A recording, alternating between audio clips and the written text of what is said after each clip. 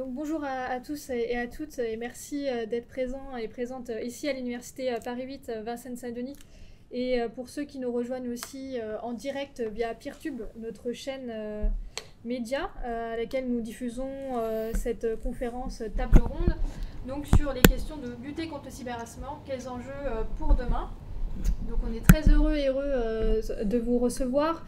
Cette table ronde va être découpée en trois parties. La première partie sera un état des lieux des questions de harcèlement, cyberharcèlement chez les jeunes aujourd'hui en France.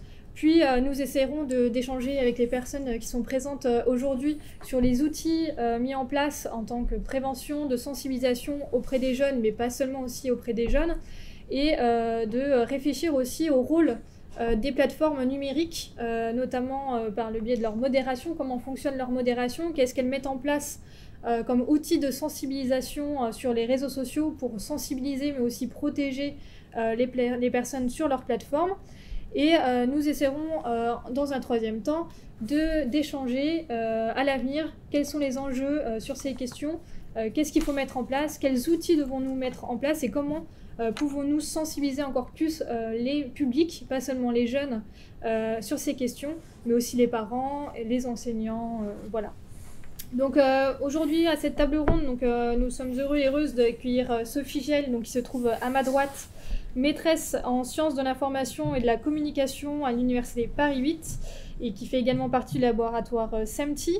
Nous avons Samuel Gomblaise de e-Enfance et qui est aussi psychologue de l'enfance et de l'adolescence.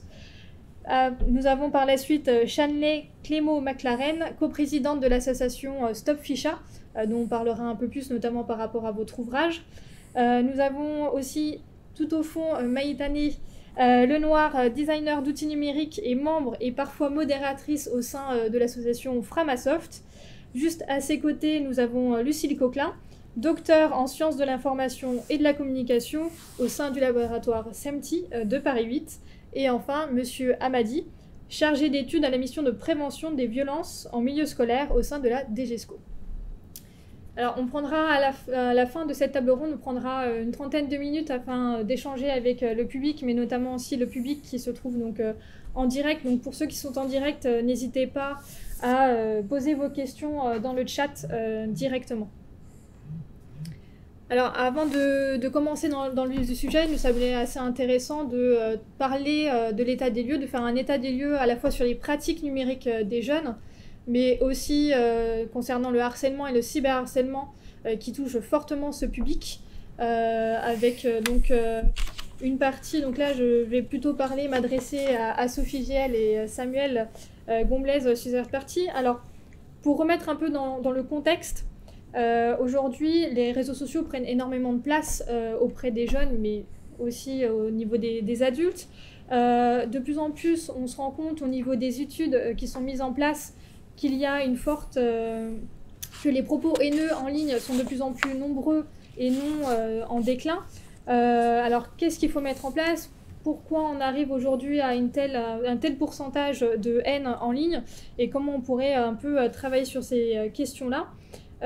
Au fil des ans, tout ça, en fait, le cyberharcèlement, la haine en ligne, ça se passe dans un espace qui s'appelle le cyberespace, donc qui est un espace virtuel où tout un chacun, peu importe d'où ils viennent dans le monde, peut se réunir, échanger et trouver des ressources, de l'information.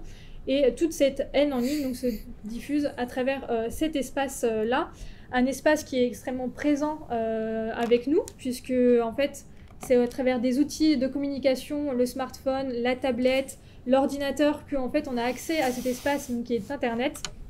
Et donc c'est à travers ça qu'on va surtout s'intéresser. Aujourd'hui, on sait que le smartphone auprès des jeunes est l'outil le plus utilisé pour se rendre sur Internet et sur les réseaux sociaux, puisque 64% des jeunes, selon une étude de numérique qui a été menée auprès de 2000 jeunes âgés entre 11 et 13 ans, 64% de ces jeunes allaient se rendre sur Internet. Et une chose dont je parle, 11 à 13 ans, normalement, les réseaux sociaux, les plateformes numériques sont interdites aux moins de 13 ans. Donc cette étude démontre aussi que de plus en plus de jeunes âgés en dessous de 13 ans se rendent sur ces plateformes et y ont accès et ont des comptes sur ces réseaux sociaux. moi, j'aimerais qu'on parle un peu plus des pratiques numériques, notamment avec vous, Sophie Giel, puisque vous menez un observatoire des pratiques numériques en Normandie depuis 2014 avec l'institution, donc l'association DCMEA. Est-ce que vous pouvez nous dire un peu qu'est-ce qui ressort de cette étude, de cet observatoire concernant les pratiques numériques des jeunes? Qu'est-ce qu'ils utilisent comme réseaux sociaux? Combien de comptes ils ont? Qu'est-ce qu'ils font sur ces plateformes aujourd'hui? Merci Alice. Voilà, je suis ravie qu'on prenne le temps, grâce au CMEA, parce que l'initiative vient de vous, Alice.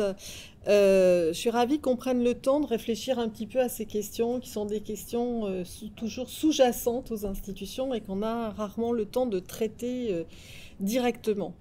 Grâce à la collaboration avec les CMEA, depuis 2014, on dispose effectivement de données assez précises sur une tranche d'âge, la tranche des 15-16 ans principalement, qui est la tranche de entrée en seconde, puisque les CMEA en Normandie ont mis en place, grâce au soutien de la région et de l'Académie de Normandie, un dispositif qui s'appelle l'éducation aux écrans, qui commence par un questionnaire.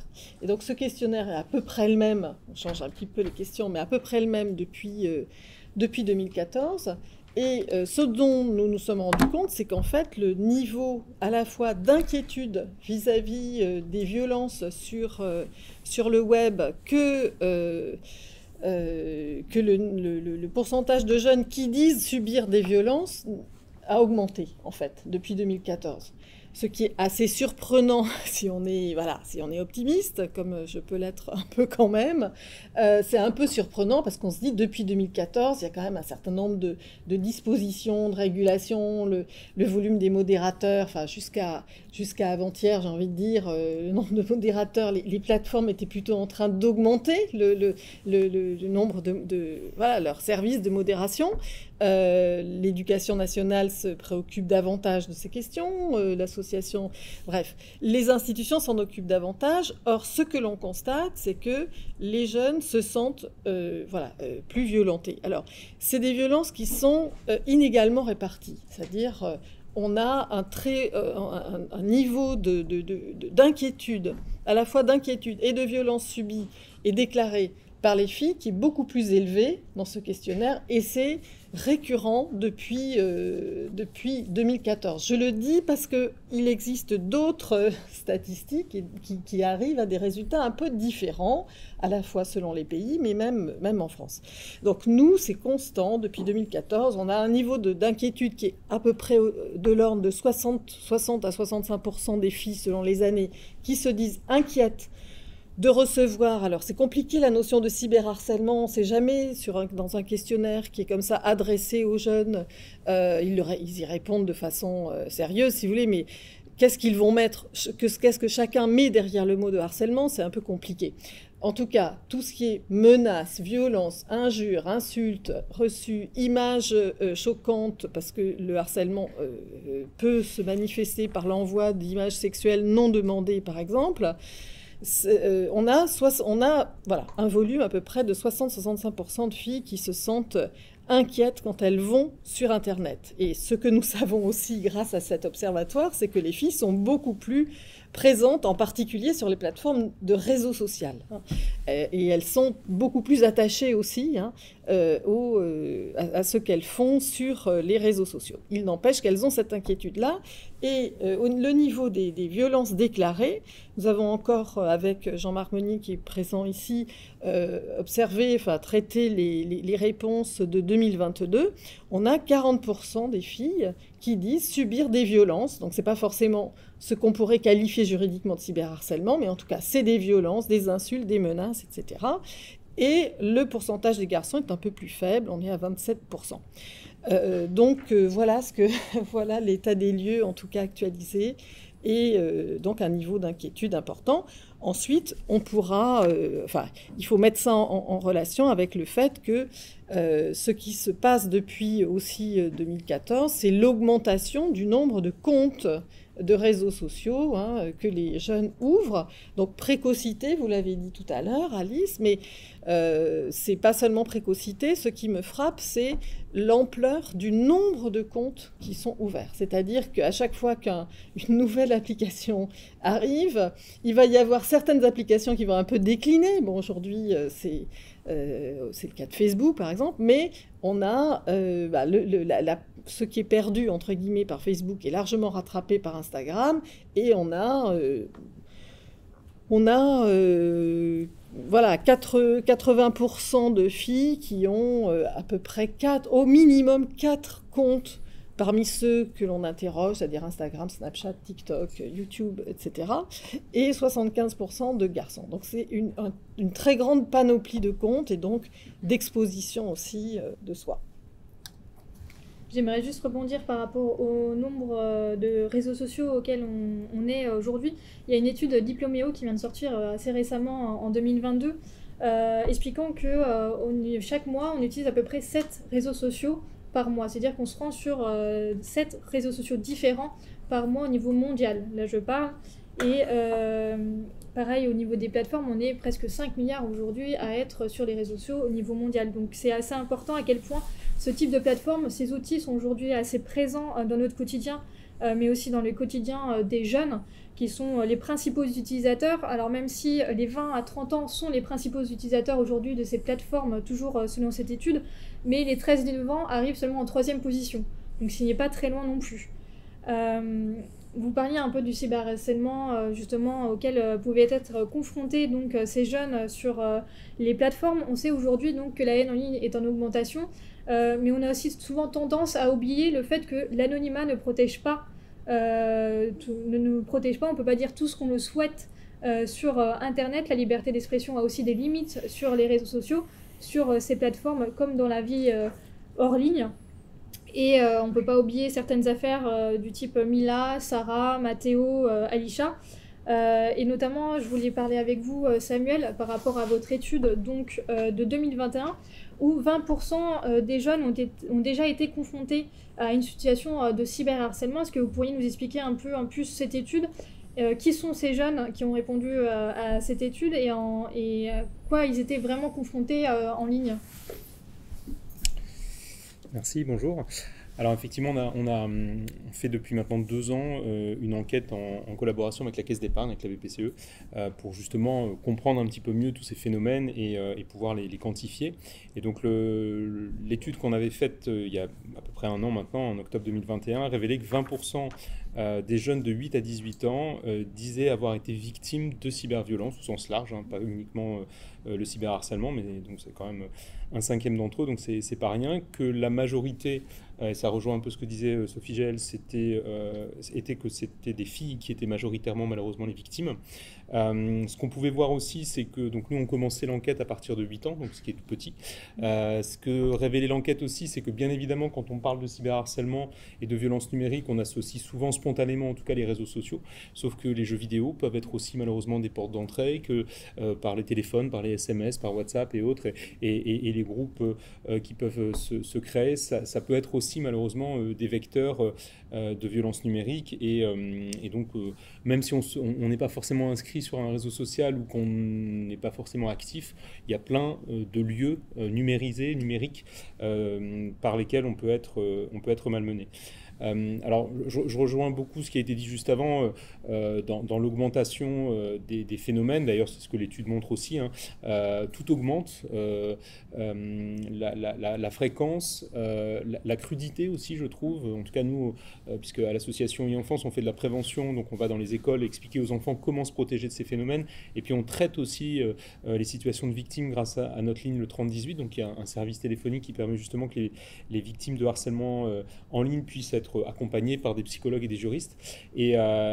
Voilà, moi, j'ai un recul de 6 ans, parce que ça fait 6 ans que je suis directeur des opérations de l'association, et je trouve qu'il y a une violence qui est quand même de plus en plus affirmée, avec vraiment des pièges, je dirais, qui sont tissés vis-à-vis de ces jeunes, et dont il est vraiment parfois difficile de se défaire, avec Moi, je trouve une position, notamment pour les filles et les femmes, qui est très compliquée, s'agissant de l'envoi de photos dénudées, par exemple, souvent dans des cadres de relations amoureuses ou pseudo-amoureuses, où on demande aux filles d'envoyer des photos, et je trouve qu'elles sont toujours coincées, parce que si elles le font, on les traite de putes, hein, pour dire les choses de manière un peu crue, mais c'est comme ça qu'on en entend parler. Et si elles ne le font pas, elles sont aussi agressées numériquement parce qu'on considère qu'elles ne collaborent pas et qu'elles sont coincées, etc. Donc je trouve qu'il y a des positionnements comme ça dans la sphère numérique dans lequel sont mises les victimes qui est vraiment pas évident. Donc tout ça augmente et je dirais qu'avec le temps qui passe, on ne voit pas du tout une baisse des signalements, bien au contraire. Alors, ce qu'on se dit parfois pour se rassurer, hein, c'est aussi le côté positif peut-être qu'on nous avons, c'est que plus on parle du phénomène, plus les victimes libèrent leur parole et que peut-être elles sont plus à l'aise de pouvoir en parler. Bon, moi je pense que ça signe aussi un phénomène qui malheureusement n'est pas en voie d'extinction, loin de là. Il y a une chose aussi que révèlent nos études et puis notre expérience au quotidien, c'est qu'il y a un rajeunissement aussi des usages qui est aussi très inquiétant. Vous l'avez rappelé en introduction, normalement on n'est pas censé être inscrit sur les réseaux sociaux avant 13 ans, sauf que voilà, quand on est dans des classes de primaire et une des premières questions que l'on pose, c'est qui est inscrit sur un réseau social. Il y a une grande majorité des enfants qui lèvent la main. On a tendance à dire que 50% des élèves de primaire sont inscrits sur un réseau social actuellement. Moi j'aurais peut-être même tendance à monter un peu ce chiffre-là. Et si on a interdit avant 13 ans de s'inscrire sur un réseau social, c'est pour des raisons souvent liées à des choix des réseaux sociaux, mais c'est aussi peut-être parce qu'avant 13 ans, on n'est pas censé avoir la capacité de pouvoir justement faire face à toutes ces problématiques dont on va parler cet après-midi. Et donc ça appelle à la prudence et à l'accompagnement et à la prévention, que ce soit au niveau des parents et au niveau des jeunes. Et puis pour terminer ma réponse, pour ne pas la faire trop longue, je disais tout à l'heure, donc ça fait 2 ans qu'on fait des enquêtes avec la Caisse d'épargne, et cette année, on s'est un petit peu plus intéressé au harcèlement et aux violences numériques dont étaient victimes les jeunes adultes, avec l'idée que peut-être on était très très victime à l'adolescence parce que c'est une période de fragilité, parce que on est peut-être un petit peu autonome vis-à-vis des parents et que après, quand on devient adulte, on est plus fort pour pouvoir résister à ça. Et bien malheureusement pas du tout. L'enquête révèle qu'à peu près la moitié des jeunes adultes, donc l'âge exact c'était 18-25 ans je crois, révélait que la moitié des adultes avaient été victimes de violences numériques. Donc le chiffre est plutôt en augmentation avec le temps qui passe et on n'est pas du tout dans une baisse. Et puis je termine ma réponse en disant, parce que moi je trouve que c'est quelque chose qui à la fois m'agace et m'interpelle beaucoup, c'est l'enquête montrait les raisons pour lesquelles on était cyberharcelé. Et je trouve que la futilité de ces raisons est quand même très questionnante. Et donc dans l'enquête de l'année dernière, donc là, pour les 8 à 18 ans, les victimes nous disaient qu'elles avaient été harcelées pour des questions de jalousie ou de vengeance dans 45% des cas, en raison de différences de goût et de comportement dans 38% des cas, et de différences physiques ou de look vestimentaire principalement pour 36% des cas. Donc voilà, rien de bien grave, rien de bien important, et pour autant des violences qui sont extrêmement violentes, avec malheureusement des situations parfois dramatiques qui se terminent par des suicides et des jeunes qui sont marqués à vie. Moi je suis psychologue aussi par ailleurs, en dehors de mon travail à e-enfance, j'accompagne des victimes, et le harcèlement ça laisse des traces indélébiles, je dirais, avec lesquelles on va devoir vivre toute sa vie. Donc ça demande voilà, une vraie prise en compte de tout ça, et puis des débats pour qu'on puisse avancer. Merci beaucoup. Effectivement, vous parliez des femmes, filles qui sont majoritairement touchées, et même les minorités tout court sont les personnes les plus touchées par la haine en ligne, par la cyberviolence. Au sein de votre étude, c'est 51% des jeunes filles âgées de 13 ans qui ont été confrontées à la cyberviolence. Et au niveau de l'observatoire en Normandie, donc vous disiez que les filles étaient surtout avaient des inquiétudes liées donc, aux injures, menaces, divulgation d'images sans leur consentement. Contrairement aux garçons qui eux sont plutôt dans l'aspect matériel, où ils ont plus peur d'attraper un virus, des spams, contrairement aux jeunes filles donc, qui répondaient à cet observatoire. Donc on remarque quand même quelque chose d'assez flagrant par rapport au genre et aux inquiétudes qu'il peut y avoir en fonction du genre. Il y a aussi Catherine Blaya qui en parle, qui donc dans son livre sur la cyber-haine, que j'ai juste ici, donc c'est les jeunes et la violence sur Internet. qui explique que donc, les femmes sont les plus présentes aujourd'hui sur les plateformes numériques, sur les réseaux sociaux, 76% contre 72%. Et donc, par le fait qu'elles soient plus présentes, ça les surexposerait encore plus à ce type de cyberviolence. Moi, j'aimerais qu'on puisse aussi écouter donc, Shanley, qui est cofondatrice de l'association Stop Ficha sur ces questions. On a souvent tendance à oublier, donc on parlait de l'anonymat juste un peu plus tôt. L'anonymat, il y a beaucoup de personnes qui considèrent que quand ils sont anonymes sur Internet, ils peuvent dire tout ce qu'ils souhaitent sans se dire que leurs discussions, leurs propos tenus sur Internet peuvent avoir de conséquences réelles et des impacts réels sur les personnes, les victimes. Et qu'il faut savoir quand même que même si nous sommes parfois anonymes, sur Internet, la levée d'anonymat, quand on porte plainte, c'est possible. Et donc, tout propos, toute la liberté d'expression est aussi punissable sur Internet, pouvant d'ailleurs aller de 1 an à 3 ans d'emprisonnement et de 45 000 à 75 000 euros d'amende par rapport à ça. Shanley, du coup, par rapport à votre ouvrage, donc vous avez fait Combattre le cybersexisme, qui est d'ailleurs l'un des premiers ouvrages qui traite de ce sujet-là. Est-ce que vous pourriez un peu, il y a un sujet, une notion qui est traitée dans cet ouvrage, qui est l'effet cockpit. Est-ce que vous pourriez un peu nous expliquer c'est quoi l'effet cockpit et pourquoi vous en avez parlé dans cet ouvrage? Ouais, on m'entend bien ou pas? Ok, oui. Super. Bon, bonjour à tous et à toutes, merci d'être là et puis merci aux personnes qui sont derrière leur écran. Alors du coup, nous on a publié un ouvrage, donc c'est celui-ci, Combattre le cybersexisme. Et en fait, dedans, on parle un petit peu des dérives d'Internet et des spécificités en fait qui caractérisent les cyberviolences.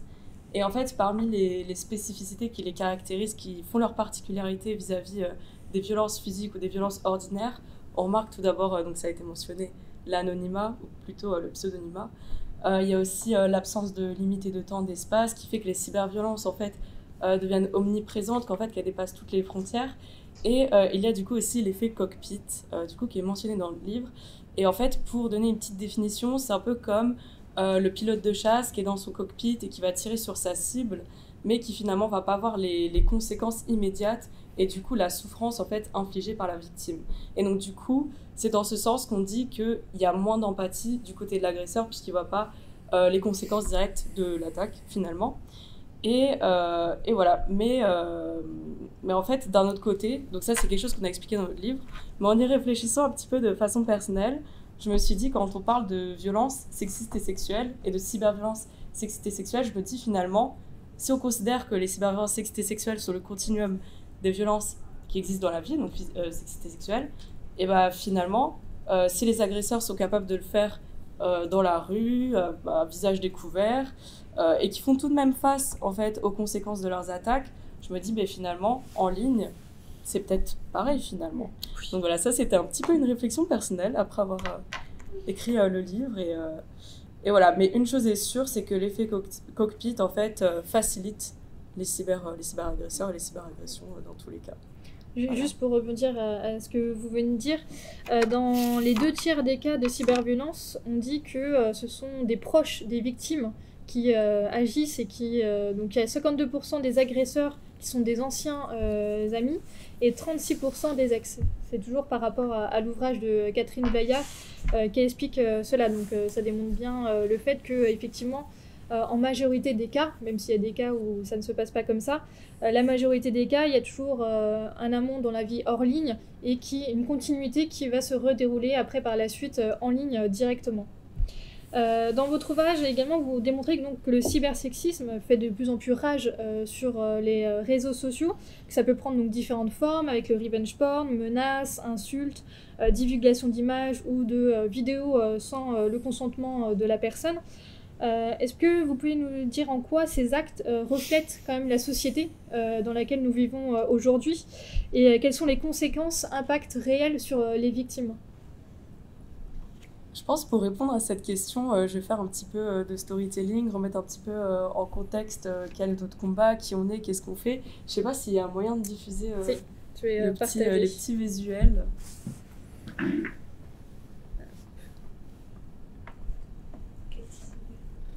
Comment ? Quel teasing.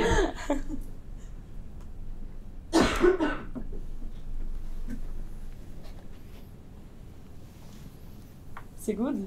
Ok, bah voilà, du coup, ça c'est nous. C'est nos contacts, nos coordonnées, qui on est. Il y a aussi notre ouvrage, donc à gauche. Et voilà, donc si vous le souhaitez, bah voilà, vous pouvez noter nos coordonnées. Pour changer les slides, du coup, je le fais ici, c'est ça? Ou Je peux le faire directement avec... J'arrive pas. Ok. Donc, en fait, pour parler un petit peu des cyberviolences sexistes et sexuelles, en fait, nous, c'est vraiment le cœur de notre combat. Mais le cœur de notre combat, c'est aussi plus globalement le cybersexisme. Et en fait, tout a commencé, du coup, en avril 2020, quand il y a eu le confinement, et que, du coup, toutes nos sociétés se sont digitalisées du jour au lendemain. Et en fait, moi, c'est ma petite sœur de 16 ans à l'époque, donc elle était au lycée, qui est venue me voir en pleine nuit, genre 2 jours après le début du confinement, et qui avait d'abord mis des stories sur Snapchat qui disait ouais les gars franchement ça se fait pas ce que vous faites, vous affichez des meufs comme ça et tout, ça se fait pas. Et ensuite je suis partie la voir dans sa chambre et je lui ai dit elle s'appelle Eva, je lui ai dit Eva, raconte-moi de quoi tu parles dans tes stories. Et là en fait elle m'a dit ouais je parle de comptes qui s'appellent Ficha. Et donc je lui ai dit bah montre-moi. Et là en fait elle m'a montré les comptes qui sont affichés derrière moi. Donc on voit donc j'ai flouté le nom mais c'est Ficha 78, Ficha 9.1, donc en fait il y avait les noms des départements des jeunes filles. Et en fait elle m'en a montré plusieurs et moi j'étais super choquée par ce que j'ai vu. Et donc du coup j'ai signalé les comptes sur les réseaux sociaux, je voyais qu'ils se supprimaient pas. Et c'est après du coup que j'ai contacté E-Enfance, qui à l'époque s'appelait Net Écoute, et du coup je leur ai dit, je leur ai fait le signalement, et à partir de là ils ont supprimé les contenus très rapidement. Mais en fait moi à ce moment-là je me suis dit bon bah tout va bien, je suis rassurée. Sauf que très rapidement, dans la journée ou peut-être le lendemain, je sais plus, j'ai vu plein d'autres comptes se créer et toujours affichés par département et voir le nom des établissements scolaires. Et en fait, toute seule, moi avec mes épaules, je pouvais rien faire de plus. Enfin, je pouvais pas faire un signalement individuel et ça devenait trop lourd pour mes petites épaules finalement. Et c'est de là où j'ai lancé une alerte sur les réseaux sociaux pour alerter de ce qui se passe et de l'explosion du coup de ces comptes Ficha, parce qu'il y a eu un réel effet domino finalement. Et donc du coup, c'est notre lutte à la base. Donc à la base, on était un groupe de militantes qui voulaient faire fermer ces comptes, qui voulaient faire supprimer ces comptes et aider les victimes. Puis on est devenu un collectif, une association, et puis on a publié cet ouvrage. Donc voilà, il y a 1 an. Donc on vient de loin, franchement on vient de loin. Mais voilà, et du coup, si à la base on luttait vraiment contre la diffusion de contenu intime, maintenant on s'élargit à tous les types de cyberviolences sexistes et sexuelles et le cybersexisme. Et du coup, pour ça me semblait nécessaire de définir ce que c'était le cybersexisme en un premier temps. Donc, en fait, faut savoir que le cybersexisme, en fait, c'est un terrain, donc un terrain de plus où finalement le patriarcat s'exerce. Et en fait, il s'exerce par 3 façons. Tout d'abord, par les algorithmes. Donc, il y a des algorithmes qui vont façonner, qui vont faire l'architecture des réseaux sociaux, qui reprennent en fait les normes sexistes notamment qui existent dans nos vies quotidiennes finalement, quand on va dans les publicités, quand on marche dans la rue, on voit les pubs dans les rues, etc. Et en fait il y a toutes ces normes qui sont reprises par les algorithmes et qui sont décalquées sur le cyberespace et notamment sur les réseaux sociaux. Et deuxièmement, il y a malheureusement une modération qui est aujourd'hui défaillante de la part des réseaux sociaux, puisque la preuve avec ce qui s'est passé pendant le premier confinement, avec les comptes Ficha, le constat était clair, la modération n'était pas là en fait. Donc voilà, et finalement, cette modération défaillante laisse un terrain d'impunité finalement pour l'exercice des cyberviolences à caractère sexiste et sexuel. Et justement, quand on parle de cyberviolences sexistes et sexuelles, bah, moi ce qui me dérange un peu, c'est que dans l'opinion publique, on a tendance à parler de cyberharcèlement. On nous a dit ouais, Stop Ficha, c'est une asso contre le cyberharcèlement. C'est faux. On est une asso qui lutte contre les cyberviolences sexistes et sexuelles, et donc vous pouvez voir sur le tableau derrière moi, on voit dick pic, doxing, sextortion, cyberharcèlement. Et pour répondre à la question, du coup, il y a tout un panel en fait, de cyberviolences sexistes et sexuelles, et c'est super important de les reconnaître individuellement et de les nommer surtout, puisque derrière, en fait, on reconnaît les victimes qui sont victimes de ces cyberviolences-là, en fait. Et voilà, je voulais finir par dire que parmi tout ce panel de cyberviolences sexistes et sexuelles, il y a les cyberviolences sexistes et sexuelles qui exploitent l'image des victimes, et on l'a vu notamment dans les comptes Ficha, quand les agresseurs utilisaient les images des jeunes filles, donc avec leur contenu intime, et les affichaient en fait sur la place publique, bah, finalement c'est l'image des victimes qui se retourne contre elles-mêmes. Et finalement c'est les déposséder de leur corps, et c'est le symbole même en fait de la domination patriarcale. Et en fait on a vu ça avec les comptes Ficha, donc avec les contenus de jeunes filles intimes qui sont leakées sur Internet, mais aussi des vidéos et des photos de filles prises sans leur hijab qui sont circulées sur Internet, et plein d'autres mécanismes comme ça, mais toujours avec l'exploitation de l'image pour renforcer la violence. Voilà, je ne sais pas si ça répond à la question, j'essaie d'être la plus complète possible, et j'espère surtout que ça a été clair pour tout le monde. Merci beaucoup. Ça permet de faire le lien. Du coup, là, vous parliez donc d'un compte aussi que vous avez ouvert sur Instagram, Stop Ficha, qui existe. Et toutes ces formes qu'on peut avoir, le cybersexisme, donc vous disiez par rapport à la publicité qu'on peut avoir dans la rue, mais aussi notamment par rapport aux séries, parce qu'il y a aussi beaucoup de séries qui traitent de ces sujets-là ou qui en parlent d'une certaine manière par rapport au cybersexisme, aux cyberviolences. Et notamment à tout ce qui peut se passer par rapport aux plateformes numériques. Je vais m'adresser à Lucille Coquelin par rapport à ça. Donc, au travers de vos travaux sur les représentations, en particulier des corps, produits diffusés dans les séries, en quoi, là aussi, les séries jouent-elles un rôle dans la continuité d'une certaine cyberviolence, mais aussi nous montrent une certaine réalité parfois angoissante de la société. Si nous prenons donc l'exemple Black Mirror sur lequel vous avez beaucoup travaillé et que vous continuez à travailler, dans laquelle les spectateurs, spectatrices donc, peuvent facilement s'identifier et dans laquelle on nous propose de réfléchir à la manière dont un dispositif technologique peut influencer négativement la société et modifier profondément le comportement des individus. Chaque épisode donc, est centré sur une technologie qui existe aujourd'hui et montre comment celle-ci pourrait évoluer dans un futur proche, pour le meilleur et surtout pour le pire, surtout concernant cette série. La cyberviolence donc, est très présente dans cette série, toutes les technologies sont extrêmement présentes. Comment est-elle présentée? À quoi fait-elle référence aujourd'hui? Et en dehors de montrer des situations familières poussées vraiment à l'extrême dans cette série, est-ce que ce type de série peut vraiment avoir un impact positif, peut être utilisé comme étant de la sensibilisation, de la prévention auprès des publics? Quel est l'impact de ces séries? Merci beaucoup pour l'invitation. Je tenais déjà à saluer l'intérêt d'organiser un événement comme celui dans lequel on se trouve réunis aujourd'hui, afin d'instaurer un dialogue, pas seulement entre universitaires ou pas seulement entre militants, mais tous ensemble. Donc merci vraiment beaucoup. Alors, lors de mon enquête de recherche doctorale sur Black Mirror, en effet, j'ai des publics que j'ai rencontrés qui ont vu dans cette série la thématique du cyberharcèlement. Mais c'est vrai que c'était généralement des personnes en fait, qui avaient vécu ce type de situation, qui étaient sensibles à ce type de situation. Autrement dit, c'était une lecture assez minoritaire en réalité de Black Mirror. Néanmoins, elle est suffisamment revenue pour qu'il me semble important de vous en parler aujourd'hui. Alors, pour aller dans le sens de l'hypothèse de Black Mirror qui aborderait les thématiques du cyberharcèlement, on peut voir plusieurs épisodes qui peuvent renvoyer à cette idée, comme notamment l'épisode Haine virtuelle.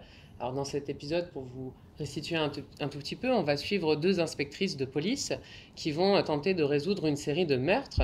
Et en fait, les victimes, elles ont en commun, elles ont toute la particularité d'être au cœur d'un bad buzz sur les réseaux sociaux numériques et dans les médias. Donc elles sont assassinées les unes après les autres une fois qu'il y a un hashtag à mort avec leur nom qui a été mis en ligne sur les réseaux sociaux numériques. Alors en se fondant sur leurs propres expériences du cyberharcèlement et du harcèlement, j'ai une enquêtée qui s'appelle Laura, bon, c'est un faux prénom mais voilà, vous ne m'en voudrez pas, Laura qui m'a souligné que ça lui renvoyait surtout à l'anonymat rendu possible par Internet, comment cet anonymat il viendrait favoriser des comportements agressifs qui peuvent aller jusqu'à détruire la vie de boucs émissaires qui vont être harcelés, poussés au suicide. Alors pour plusieurs enquêtés, c'est vrai qu'il y avait cette thématique récurrente du jugement de l'autre, des tribunaux populaires et du harcèlement en ligne sur les réseaux, en particulier des réseaux comme Twitter et Facebook. Ce sont ces deux réseaux-là qui ont beaucoup été verbalisés au sujet du harcèlement, beaucoup moins que Instagram par exemple. Alors j'ai des enquêtés qui m'ont dit par exemple que sur Facebook ou sur Twitter, il y avait des personnes qui prenaient des positions de juge, et pourtant en prenant cette position de juge, c'est des personnes qui témoignent du fait d'avoir aucun recul sur rien. Et si on peut prendre cette position de juge sur les réseaux sociaux numériques selon ces enquêtés, c'est parce qu'il y aurait des vides juridiques, qui auraient des vides pour pouvoir réguler la modération de ces réseaux sociaux numériques, et que ces vides amèneraient en fait à des dérives qui peuvent d'un tweet retirer la carrière d'une personne ou ruiner la vie de quelqu'un. Alors ça, vraiment, je le répète, ce sont des hypothèses et des dialogues que j'ai recueillis sur mes terrains. Donc la question du harcèlement numérique, elle a beaucoup renvoyé à une critique des tendances haineuses, de la soif de sang des internautes. On m'a parlé de criminels qui sont exécutés, de la chasse aux sorcières qui aurait lieu en ligne, et que finalement ça renverrait à des pratiques moyenâgeuses, des tendances sadiques, des tendances voyeuristes, qui sont décuplées en fait par la caisse de résonance de ces réseaux sociaux numériques, mais qui sont en fait déjà là. Et dans cette lecture de Black Mirror, on en vient à l'idée finalement que ces technologies numériques, elles nous feraient régresser d'une certaine façon.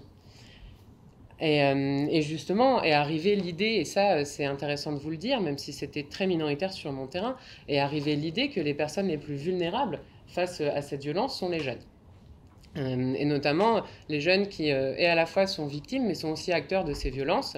Je cite l'une de mes enquêtées, les jeunes qui se foutent sur la gueule pour un Snapchat dans les cours de collège et de lycée, tout en étant hyper sexualisés sur les plateformes.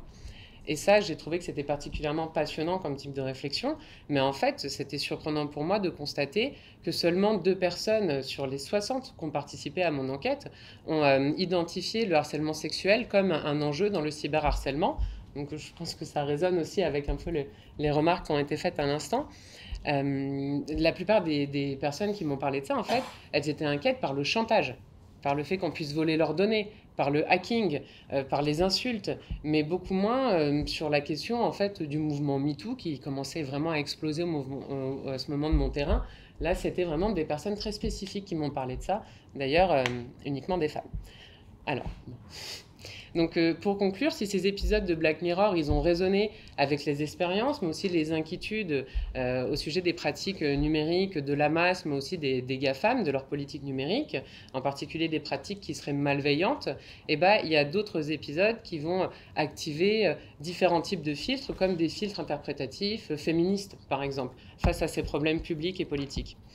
Alors bien que cette série elle puisse être un support depuis lequel on peut discuter, délibérer de ces questions de harcèlement, un support à partir desquels on peut ensemble réfléchir sur la cyberviolence, ne serait-ce parce que vous l'avez constaté avec mon retour, les publics que j'ai rencontrés m'ont verbalisé ces questions de cyberviolence. Et bien ces personnes, paradoxalement, elles ont aussi largement dépeint le visionnage de Black Mirror comme une expérience violente.